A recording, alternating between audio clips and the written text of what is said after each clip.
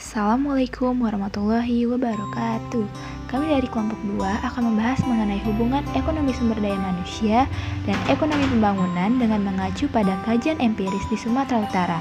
Pertama-tama, berikut anggota kelompok 2 yaitu Alfandi sebagai ketua dengan NIM akhir 101, lalu Salma Rinisa dengan NIM akhir 06, Jihan Khairun dengan NIM akhir 08, Sandra Maniska dengan NIM akhir 047, Dwindi Mariani dengan NIM akhir 049, Zakiatus Soleha dengan NIM 051, dan Anissa Yunilatia dengan NIM akhir 093. Ekonomi sumber daya manusia atau ketenagakerjaan ini bisa didefinisikan sebagai ilmu yang mempelajari tentang perilaku manusia, baik perorangan maupun agregatif, dalam usahanya memperoleh pekerjaan dan pendapatan atas hasil jerih payahnya di pasar tenaga kerja.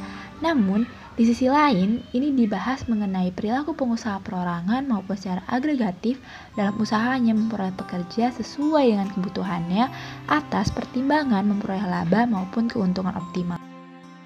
Selanjutnya adalah pengertian ekonomi sumber daya manusia menurut ahli yaitu Payaman Jasimanjuntak. Sumber daya manusia ini berkaitan dengan pemanfaatan dan fungsinya yang dapat dilihat dari dua aspek, yakni mengenai kuantitas dan kualitas. Kuantitas ini sendiri menyangkut jumlah sumber daya manusia, dan sedangkan kualitas ini menyangkut pada mutu sumber daya manusia, yaitu melalui kemampuan, baik kemampuan fisik maupun non-fisik. Lalu secara mikro sendiri, sumber daya manusia ini berperan dalam hal sektor produksi atau ketenagakerjaan, dan sedangkan makro, sumber daya manusia ini berperan dalam hal pembangunan dan kependudukan. Indeks Pembangunan Manusia atau IPM merupakan pengukuran perbandingan dari harapan hidup, pendidikan, dan standar hidup untuk semua negara di dunia. IPM digunakan untuk mengklasifikasikan apakah suatu daerah masuk klasifikasi maju, berkembang, atau terbelakang. IPM digunakan untuk mengukur pengaruh dari kebijaksanaan ekonomi terhadap kualitas hidup. IPM ini merupakan ukuran utama pembangunan manusia dalam pembangunan ekonomi. Indeks Pembangunan Manusia atau IPM juga dapat digunakan sebagai salah satu cara untuk mengukur taraf kualitas fisik dan non-fisik penduduk. Kualitas fisik tercermin dari angka harapan hidup, sedangkan kualitas non-fisik atau intelektual melalui lamanya rata-rata penduduk bersekolah dan angka melek huruf. Indeks Pembangunan Masyarakat atau IPM terdapat 3 indikator utama, yaitu indikator kesehatan, tingkat pendidikan, dan indikator ekonomi. Pengukuran ini menggunakan 3 dimensi dasar, yaitu lamanya hidup, pengetahuan, dan standar hidup yang layak. Lamanya hidup atau angka harapan hidup, yaitu rata-rata perkiraan banyak tahun yang dapat ditempuh oleh seseorang selama hidup, dihitung menggunakan pendekatan secara tidak langsung dengan menggunakan 2 variabel, yaitu rata-rata anak yang dilahirkan hidup atau live birth, dan rata-rata anak yang masih hidup atau still living. Pengetahuan diukur dengan angka melek huruf dan rata-rata lama sekolah. Standar hidup yang layak diukur dengan indikator rata-rata konsumsi real yang telah disesuaikan. Dalam cakupan lebih luas, standar hidup layak menggambarkan tingkat kesejahteraan yang dinikmati oleh penduduk sebagai dampak semakin membaiknya ekonomi. Pada slide selanjutnya saya akan menjelaskan hubungan ekonomi sumber daya manusia dan ekonomi pembangunan. Tenaga kerja dalam masyarakat merupakan salah satu faktor potensial untuk pembangunan ekonomi secara keseluruhan. Jumlah penduduk yang besar seperti Indonesia, Amerika, India, Cina, dan lain sebagainya akan menentukan percepatan laju pertumbuhan ekonomi, baik melalui pengukuran produktivitas maupun melalui pengukuran kapita. Selain itu, kesempatan kerja yang tersedia dan kualitas tenaga kerja yang digunakan akan menentukan proses pembangunan ekonomi. Dengan demikian, tenaga kerja merupakan sumber daya untuk menjalankan proses produksi dan juga distribusi barang dan jasa. Next slide, ada hubungan ekonomi sumber daya manusia dan penduduk. Pasar tenaga kerja adalah bagian dari pasar faktor produksi. Setiap unsur pembentuk dalam pasar faktor-faktor produksi tersebut sebagian besar berasal dari sektor rumah tangga yang berupa tanah, keahlian, kemampuan, manajerial, serta modal. Perekonomian merupakan sistem yang dibentuk oleh manusia, sehingga perilaku manusia dicerminkan melalui perekonomiannya. Kita akan membahas mengenai ruang lingkup ekonomi sumber daya manusia.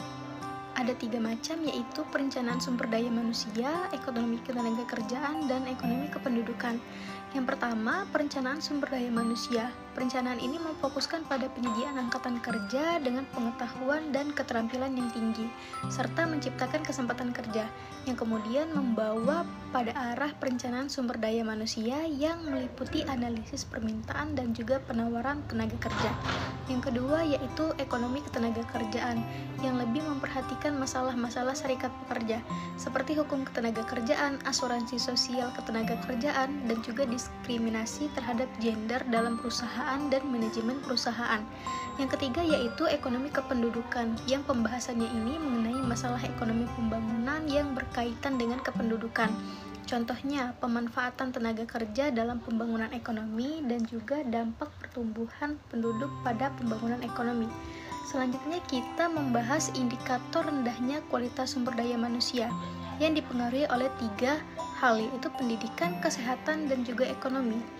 Pendidikan ini maksudnya pendidikan yang rendah jelas akan mengurangi kualitas sumber daya manusia dari segi pengetahuan, pengalaman, maupun keterampilan. Yang kedua yaitu dari segi kesehatan. Kesehatan yang rendah pun akan mengurangi produktivitas dan juga kinerja seseorang atau dari sumber daya manusia itu sendiri. Dan yang ketiga yaitu ekonomi. Ekonomi ini masih berkaitan dengan pendidikan. Jika pendidikan suatu keluarga atau masyarakat itu kebanyakan rendah, akan membuat pendidikan anak-anaknya juga rendah. Selanjutnya kita akan membahas tentang tantangan pembangunan sumber daya manusia. Perkembangan iptek sangat pesat dan manusia juga dituntut untuk memiliki spesialis tertentu, yang tiap-tiap spesialis itu hanya mengenal dirinya sendiri secara mendalam tanpa mengenal orang lain. Manusia makin terkotak-kotak oleh aturan teknis yang membelenggu dirinya, sehingga hubungan sosial yang bersifat impersonal itu makin menggejala. Pada akhirnya, iptek akan menggantikan kedudukan dan peran manusia sebagai pekerja dan individu yang utuh. Karena pekerjaan rutin manusia mungkin akan dikerjakan oleh mesin yang kerjanya dianggap itu lebih teliti, lebih efektif, efisien, dan lebih berani. Untuk membina dan mengembangkan kemampuan tenaga kerja agar sesuai dengan kebutuhan saat ini, harus dilakukan upaya-upaya sebagai berikut. Yang pertama, peningkatan mutu pendidikan. Mengingat betapa pentingnya peranan pendidikan, maka sektor ini harus memperoleh porsi yang besar dalam pembangunan. Yang kedua, penguasaan bahasa asing. Berkembangnya berbagai perusahaan dengan jaringan internasional menyebabkan kebutuhan akan tenaga kerja yang mempunyai kemampuan bahasa asing semakin besar. Yang ketiga, penguasaan teknologi informasi merupakan kunci pokok bagi tenaga kerja untuk berkiprah di era global ini. Yang keempat, latihan kerja merupakan tahapan penting yang harus dilewati oleh para pencari kerja agar tidak gagap dalam memasuki dunia kerja. Yang kelima, penyempurnaan sistem informasi ketenaga kerjaan atau SIK. SIK ini dapat menyajikan peta ketenaga kerjaan. Peta tersebut dapat memberikan informasi berapa jumlah pencari kerja, klasifikasi, spesialisasi, dan lain-lain. Yang keenam, perbaikan perencanaan dan evaluasi tenaga kerja. Hal yang penting harus dilakukan dalam perencanaan adalah adanya keseimbangan antara pertumbuhan tenaga kerja dan peluang kerja. Yang ketujuh, pemanfaatan pasar tenaga kerja di luar negeri merupakan peluang emas bagi penyaluran tenaga kerja. Namun para TKI hanya dapat memasuki bidang-bidang yang telah ditinggalkan oleh tenaga kerja setempat. Selanjutnya ada skema hubungan antara penduduk dan ketenaga kerjaan. Penduduk dan ketenaga kerjaan tidak bisa dipisahkan satu sama lain karena keduanya selalu saling berhubungan. Dalam sebuah negara, penduduk berperan sebagai sumber daya manusia dalam pembangunan negara. Meskipun dalam pembangunan negara, peran penduduk sangat penting, tetapi tingginya jumlah penduduk dalam suatu negara juga akan menurunkan kinerja pembangunan negara tersebut. Negara yang mempunyai jumlah penduduk yang sangat tinggi tetapi tidak produktif akan menurunkan jumlah lapangan kerja dan kesempatan kerja pun otomatis akan berkurang. Dari bangga tersebut, kita bisa melihat bahwa penduduk dibagi atas angkatan kerja dan bukan angkatan kerja, dan jumlah keduanya terus meningkat karena pertumbuhan penduduk. Lalu dalam angkatan kerja ada yang berstatus pengangguran dan berstatus sebagai tenaga kerja. Tenaga kerja yang mempunyai pekerjaan penuh mungkin tidak akan menjadi masalah karena ia bisa menanggung biaya hidupnya sendiri. Namun Namun yang menjadi masalah adalah pengangguran yang tidak bisa menanggung biaya hidupnya sendiri dan menjadi beban negara. Ya, kita memasuki materi kajian empiris. Kita mengambil kajian empiris ini dari 3 sumber jurnal dengan 2 pembahasan. Kajian empiris pertama adalah mengenai analisis faktor-faktor yang mempengaruhi ketimpangan pembangunan ekonomi antar wilayah di Provinsi Sumatera Utara, yang ditulis oleh Muhammad Haikal, dan yang kedua ditulis oleh Mario Andreas Kiton dengan judul Analisis Ketimpangan Pembangunan Ekonomi di Provinsi Sumatera Utara. Oke, seperti yang kita lihat, ketimpangan pembangunan ekonomi antar daerah di Indonesia ini semakin melebar. Ketidakpemerataan pembangunan ini disebabkan karena adanya perbedaan antara wilayah satu dengan wilayah lainnya. Terlihat dengan adanya wilayah yang maju dan juga adanya wilayah yang terbelakang. Dengan perkembangannya, ketimpangan antar wilayah di Sumatera Utara ini menjadi masalah klasik yang sering kali menjadi perhatian. Ini dapat dilihat dari pembagian zona wilayah secara spasial seperti terlihat pada tabel, di mana pangsa PRDB Pantai Timur Sumatera Utara mencapai 74% dari PRDB ADHK Provinsi Sumatera Utara. Sementara sisanya direpresentasikan oleh berbagai wilayah lainnya seperti wilayah dataran tinggi 14%, Pantai Barat 9%, dan Kepulauan Riau 3%. Nah, selanjutnya seperti pada tabel PRDB per kapita kabupaten kota di Provinsi Sumatera Utara dalam rupiah menurut harga konstan di sini, dapat dilihat perbedaan mencolok antara kota Medan dengan kota Sibolga. Ini menunjukkan tingkat persebaran pendapatan tidak merata sehingga indeks Williamson beberapa kabupaten dan kota juga berbeda.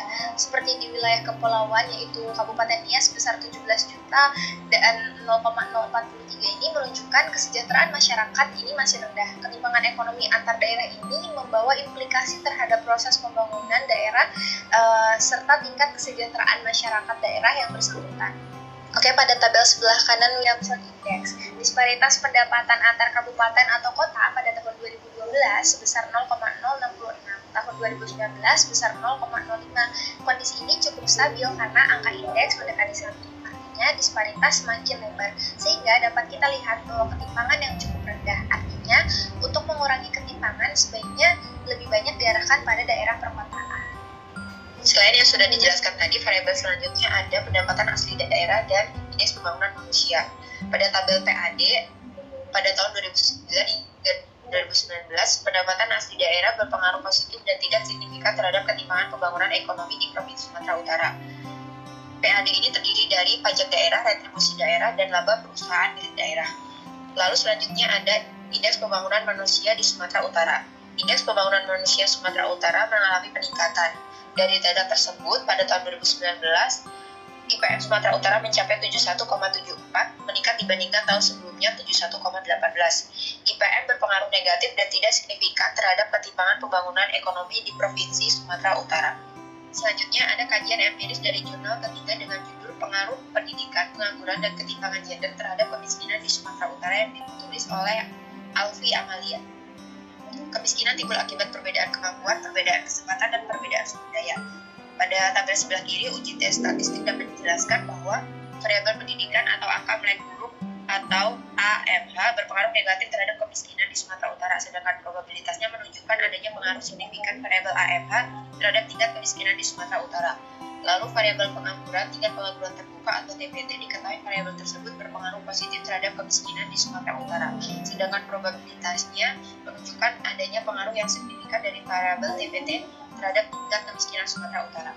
Pada variabel gender, variabel ini berpengaruh negatif terhadap kemiskinan di Sumatera Utara, sedangkan probabilitasnya menunjukkan adanya pengaruh yang signifikan dari variabel gender terhadap tingkat kemiskinan di Sumatera Utara. Lalu sebelah kanan ada tabel UGF statistik.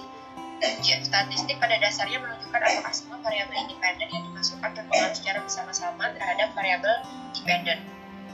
Disimpulkan bahwa variabel pendidikan, pengangguran, dan ketimpangan gender secara bersama-sama dapat signifikan mempengaruhi variabel tingkat kemiskinan di Sumatera Utara. Lalu adjusted R-square di sini berarti 45,36% tingkat kemiskinan Sumatera Utara dijelaskan oleh variabel pendidikan dan pengangguran, sedangkan sisanya yaitu 54,64% dijelaskan oleh variabel-variabel lain di luar variabel yang digunakan dalam penelitian ini. Sekian presentasi mengenai materi kajian empiris. Selanjutnya saya kembalikan kepada presentator.